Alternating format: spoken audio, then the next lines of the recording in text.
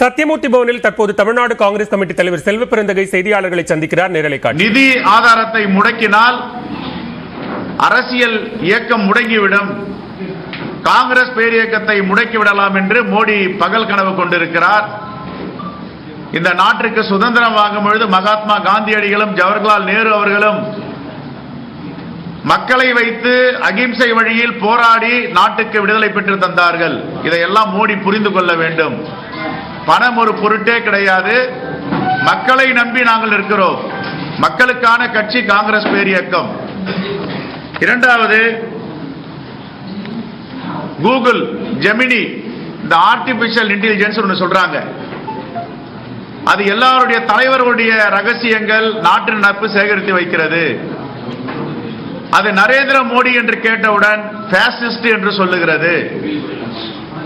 அப்படி பாசிஸ்ட் என்று ஒரு இயந்திரம் சொல்லுவதை தடை செய்ய வேண்டும் என்று அரசியல் கட்சிக்கு தடை செய்த மோடி, மக்களுடைய வளர்ச்சிக்கு தடை செய்த மோடி, மக்களுடைய பாதுகாப்புக்கு தடை செய்த மோடி இப்பொழுது கம்ப்யூட்டருக்கும் தடை செய்கிறார்.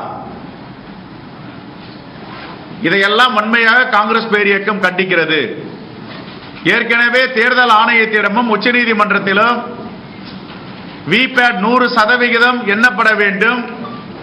அது எண்ணும் பொழுது ஒரு பூத்து வாரியாக இல்லாமல் அதை கலந்து எண்ண வேண்டும் என்று நாங்கள் கோரிக்கை வைத்திருக்கிறோம். காரணம் என்னவென்றால், குறிப்பாக உத்தரப்பிரதேசத்தில் ஒரு பூத்தில் இருந்து எடுத்து அது காங்கிரஸ் பேரியக்கத்திற்கும் சமாஜ்வாடி கட்சிக்கும் வாக்களித்திருந்தால் அந்த வீடுகளை இடித்து நொறுக்குவார்கள், கொலை செய்வார்கள். இப்படிப்பட்ட சம்பவங்கள் நடந்திருக்கின்றன.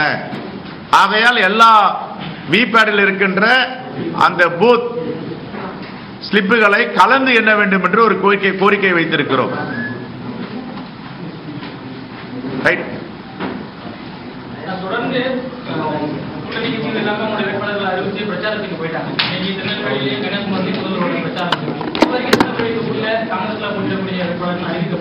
திருநெல்வேலி மட்டும் அல்ல, இடைத்தேர்தல் விளவங்கோடு, மயிலாடுதுறை இன்னைக்கு மாலைக்குள்ள அறிவிப்பார்கள். இது எங்களது தேசிய கட்சி. தமிழ்நாடு மட்டும் அரசியல் கிடையாது, இந்தியா முழுவதும் இருக்கின்ற ஒரு தேசிய கட்சி. காஷ்மீர்ல இருந்து கன்னியாகுமரி வரைக்கும் ஒரு வேட்பாளராக பரிசீலனை செய்து அதை வெளியிட வேண்டிய பணி இருக்கிறது. ஒரு ஜனநாயகத்தை உள்வாங்கிய கட்சி காங்கிரஸ் பேரியக்கம். இப்ப எல்லாரும் பாஜக மாதிரிலாம் ஆளை பார்த்து சீட்டு கொடுக்கறதுலாம் கிடையாது.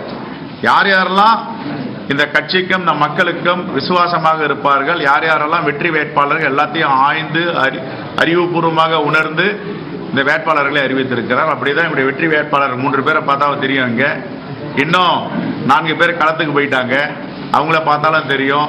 எங்களுடைய தலைவர் ராகுல் காந்தி அவர்களும் அகில இந்திய தலைவர் கார்கேஜி அவர்களும் பார்த்து இந்த சமூகத்தை நேசிக்கும் தலைவர்களை பொறுக்கி மணிகளாக கோர்த்திருக்கிறார். இன்னொரு வேட்பாளர், திருவள்ளூர் வேட்பாளர் சசிகாந்த் அவர்கள் வந்திருக்கிறார்கள். அவருக்கும் வேட்பு மனுக்கள் கொடுக்கப்படும்.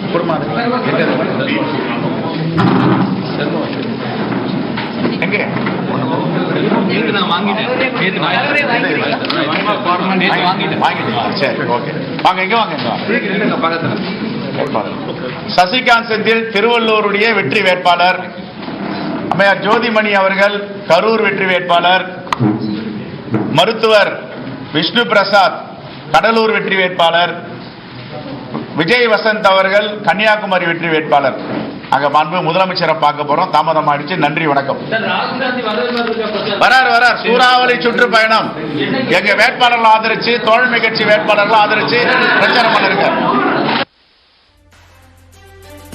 தமிழ்நாடு காங்கிரஸ் கமிட்டி தலைவர் செல்வ பெருந்தகை செய்தியாளர்களை சந்தித்த காட்சிகளை பார்த்தோம். திருநெல்வேலி, மயிலாடுதுறை மற்றும் விளவங்கோடு இடைத்தேர்தலுக்கான 3 வேட்பாளர்கள் பட்டியல் இன்று மாலைக்குள் அறிவிக்கப்படும் என்று செல்வ பெருந்தகை தெரிவித்திருக்கிறார். அதே நேரத்தில் தற்போது வேட்பாளர்கள் அறிமுகமும் நடைபெற்றது. இதனைத் தொடர்ந்து முதலமைச்சரை சந்திக்க இருப்பதாகவும் அவர்கள் வேட்புமனு தாக்கல் செய்வார்கள் என்றும் தெரிவித்திருக்கிறார்.